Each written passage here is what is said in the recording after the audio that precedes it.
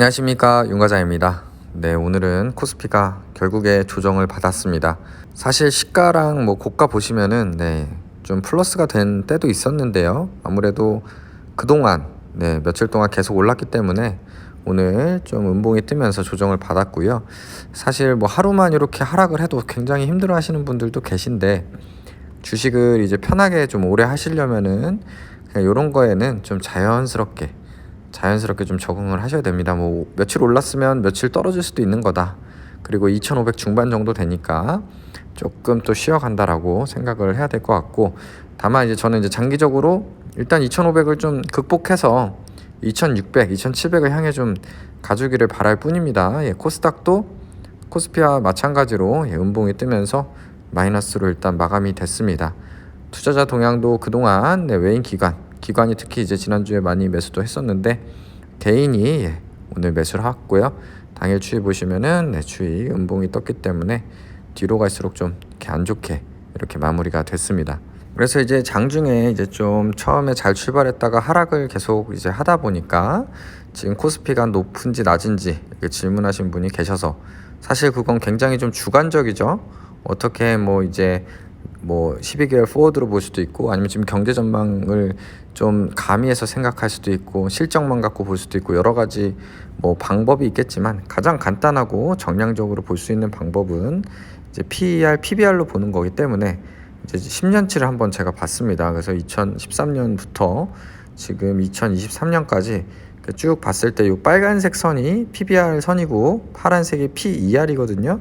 그래서 보시면은 PBR 평균은 10년 동안 한 1.06 정도, 그러니까 1배 정도 조금 넘는 정도가 이제 PBR 평균이었고요. 보시다시피 코로나 때 급격하게 한 0.6까지 PBR이 떨어졌다가, 사실은 지나고 보면 너무 쉬워요. 0.6까지 떨어졌을 때 당연히 샀어야 되는 거고, 코로나 때. 그리고 코로나 때 다시 이제 회복을 금방 했죠. 다시 이렇게 급등할 때. 그래서 코스피 3,000 넘었을 때 또 PBR 엄청 오르죠. PER도 30까지 가고, 이럴 때는 당연히 팔았어야 되는 거예요. 그죠? 지나고 보면 너무 쉬워요. 과열됐을 때 팔아야 되고, 이렇게 좀 조정이 세게 받았을 때 사야 되고. 근데 그게 주식을 오래 하신 분들은 알지만, 다 알아도 막상 닥치면 이 손이 안 나가요. 이 잘 안 돼요. 그죠?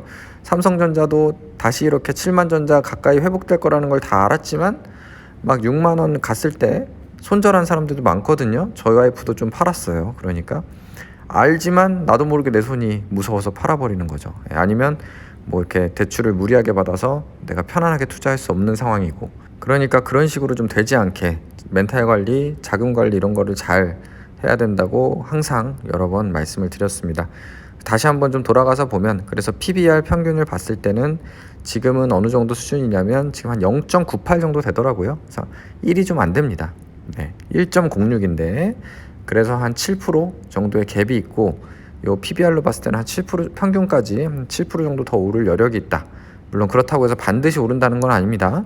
장기적인 추이로 봤을 때 단기간에 회복한다, 단기간에 2600, 2700 간다는 말씀이 아니라 장기적으로는 회복할 확률이 더 높더라, 그런 말씀이고, PER로 봐도 PER 평균이 15.35거든요.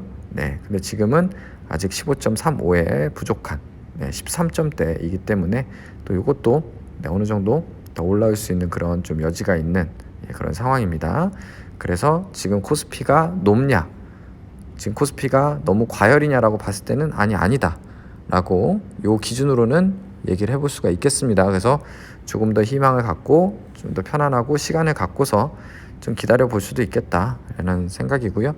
다시 좀 반성을 해보자면, 과열됐을 땐 좀 현금 비중을 늘리자. 우리가 이번에는 예를 들면 3,000, 3,300 이렇게 갔을 때는 현금 비중을 늘리고, 2,100까지 빠졌을 때 있잖아요. 2,200, 2,100 이럴 때는 좀 과감하게 더 사자. 저도 사긴 샀지만 그땐 또 과감까지는 아니었던 것 같아요. 과감하게까지는 안 가고 어느 정도 이때 사야 돼 억지로 제 손가락을 움직여서 매수했던 것 같거든요. 아무튼 그거를 다시 한번 좀 되새겨보자 라는 말씀입니다. 그래서 아까 말씀드린 대로 PER 평균 대비 13% 갭, PBR 평균 대비 8% 정도 갭이 있다. 참고하시면 될 것 같습니다. 지금 2주 전만 해도 오늘 이제 반도체가 좀 SK하이닉스가 많이 오를 때가 있었거든요. 10만원 넘어서 쭉 오르는 걸 보고서 SK 하이닉스 얘기를 많이 하셨는데 2주 전만 해도 반도체 특히 SK 하이닉스만큼은 사면 안 된다는 사람들 많았어요. 삼성전자는 몰라도 SK 하이닉스는 안 된다. 저거 지금 D램 막 반도체 가격 막 이제 재고도 쌓이고 큰일 났다. 막 이런 얘기하는 사람 많았는데 또 분위기가 반전돼서 주가 오르는 거예요. 그죠? 그러니까 뭐 언제 어떻게 될지 모르는 겁니다. 그래서 너무 단정 짓고 대응을 하기보다는 여러 시나리오에 대응할 수 있게 하는 게 중요하다. 그런 말씀을 드렸습니다. 그래서 제 보유 종목 보시면은 안타깝게도 오늘은 파란불이 좀 많이 떴어요. 제 보유 종목 코스피에서는. 그래도 SKI 테크놀로지를 보면서 또 희망을 가져봅니다. SKI 테크놀로지 계속해서 지금 회복세 열심히 보이고 있습니다. 9만원까지 갔다 조정받고 워낙 급하게 올랐기 때문에 어느 정도 조정을 받았고 다시 슬금슬금 회복을 하고 있는 괜찮은 모습이고요. 오늘 같은 날도 2% 올랐다. 그리고 오늘 또 좋은 뉴스도 나왔죠. SKIT 국제금융기구에서 4천억 원을 유치했다. 그래서 폴란드 공장 증설에 활용을 하겠다. 이런 이제 얘기거든요. 어쨌든 간에 좀 숨통이 트인 거죠. SK 쪽이 지금 약간 유동성 그런 자금 너무 이제 투자를 많이 하다 보니까 그런 얘기들이 많이 나왔는데 아무튼 굉장히 좀 좋은 뉴스라고 생각을 합니다. 그래서 개인적으로는 SKIT가 10만 원을 가든 삼성전자가 7만 원을 넘어주든 좀 그런 날이 왔으면 좋겠고 내일 삼성전자 7 가고 다음 주에는 SKIT 10 갔으면 좋겠습니다. 제가 두 개의 비중이 꽤 되거든요. 이 둘만 해결돼도 굉장히 여유가 생기기 때문에 좀 희망을 갖고 기다리고 있습니다. 다음으로 코스닥은 그래도 크게 하락한 종목은 없었고 다만 이제 코엔텍 같은 경우 코엔텍이 지금 슬금슬금 계속 올라가고 있습니다. 그래서 제가 여기 단톡방에도 화살표를 그리면서 말씀을 드렸는데 코엔텍이 계속 1%도 아니에요. 0. 몇 %씩 0. 몇 %씩 이러면서 계속 조금씩 올라가고 있어요. 보유자로서는 희망 회로를 계속 돌려보고 싶습니다. 계속 0. 몇 %씩 왜 오를까? 왜 거래량이 조금씩 늘어났을까? 그런 생각을 해봅니다. 그래서 투자자 동향 보시면은 최근에는 외국인이 좀 매수를 했고 여기 지금 주가를 보세요. 지금 8일 연속 0. 몇 %씩 조금씩 주가를 최대한 안 올리면서 조금씩 올라가고 있습니다. 물론 우연일 수도 있지만 보유자로서 또 희망 회로를 돌려봅니다. 조만간 회복을 해주지 않을까, 제 평단 이상으로 한번 쏴주지 않을까 기대를 해보면서 기다리고 있습니다. 그리고 오늘 전 종목 챌린지는 전부 좀 파란불이 떴고요. 그리고 관심 종목도 오늘은 조금 지지부진했습니다. 그래서 오늘은 좀 쉬어가는 하루였다. 이런 말씀을 드리고 제 계좌 보여드리면 기아 같은 경우에 참 플러스 10% 좀 더 크게 갈 줄 알았는데 이게 생각하고 달라요. 좋은 뉴스 나와서 금방 20% 될 줄 알았는데 다시 플러스 10%로 내려왔고요. 삼전 지지부진한 상태고 우리금융지주 인버스가 이제 또 플러스가 되고 있습니다. 그래서 인버스를 제가 조금 사는 겁니다. 그래서 혹시라도 조정을 계속 좀 며칠 받으면 인버스로 소고값 벌면서 멘탈 관리를 좀 하겠습니다. 다음으로 현대차 다시 마이너스, 하나솔루션도 플러스 잘 갔는데 다시 마이너스 됐고 사저도 마이너스라 좀 안타깝지만 그래도 SKIT가 마이너스 7까지 왔다. 인간 승리 아닙니까? 이거 마이너스 50% 60%일 때 있었습니다. 그죠? 근데 마이너스 7까지 왔다. 그러니까 주식은 내가 언제 파느냐에 따라서 손실이냐 아니냐가 정해진다 라는 거를 제가 여러 번 말씀드리지만 요 SKIT 갖고만도 느낄 수가 있습니다. 마이너스 7%, 제가 이거 투자금이 크거든요. 7,200인데 이거 반토막 났을 때 팔았다면은 마이너스 3,500만 원 손실이 확정되는 거고요.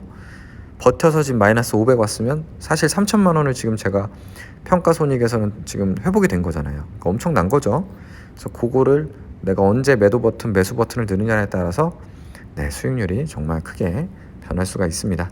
그리고 코스닥 아까 말씀드린 대로 코엔텍이 슬금슬금 와서 마이너스 6까지 왔어요. 한 번만 쏴주면 금방 탈출할 수 있을 것 같고 전종목 익절 챌린지 다시 또 파란불 떴네요. 이거는 시간을 갖고 천천히 기다리겠습니다. 그래서 오늘 같은 날 그래도 이렇게 특징주 보시다시피 또 급등하고 상승한 종목들도 있어요. 그래서 이런 것만 계속 쳐다보면 또 박탈감이 느껴지죠. 저건 급등하는데 저걸 샀어야 되는데, 물론 이제 그걸 잘 따라다시는 분들도 계세요. 저희 방에도 계신데 그걸 잘하시는 분들은 그걸 잘 따라가거나 선취매를 하거나 해서 잘 수익을 보시면 되고요. 그러니까 저처럼 뭐 시간도 없고 자신도 없고 한 분들은 이런 것들 어떤 이슈들을 지금 순환매가 일어나는구나 참고는 하지만 너무 막 이런 거에 너무 박탈감을 느끼면서 또 뒤늦게 쫓아가다가 물리지 말고 좀 조심스럽게 좀 생각하고 투자해야 되지 않을까 싶습니다. 네, 아무튼 오늘도 시청해 주셔서 감사드리고요. 구독, 좋아요 부탁드리겠습니다. 감사합니다.